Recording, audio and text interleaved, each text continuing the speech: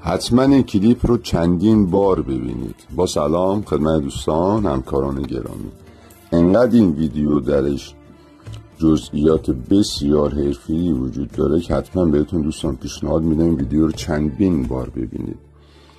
جزئیات بسیار مفیدی از قبیل رعایت کردن بند، نوع ماله کشیدن، شیارهای ماله کشی، نوع برش، استفاده از گردبر و بسیار نکات حرفه‌ای تو این کلیپ کوتاه 1 دقیقه‌ای هست که حتما بهتون پیشنهاد میدم چندین بار ببینید. استفاده از ابزارها تا به روز مانند تراز و دلدلی، استفاده از کلیپسکوپ، جهت گوه گذاری، نوع ماله کشیدن، رعایت بندها، رعایت فارسی بود. بسیار حرفه‌ای کلیپ تهیه شده و بچه‌هایی که توی این مسئله دارن کار میکنن و تمایل دارن به سمت کارها و نصب‌های حرفه‌ای برن، حتما این چنین کلیپ ها میتونه تو رشدشون کمک بکنه. موفق باشید.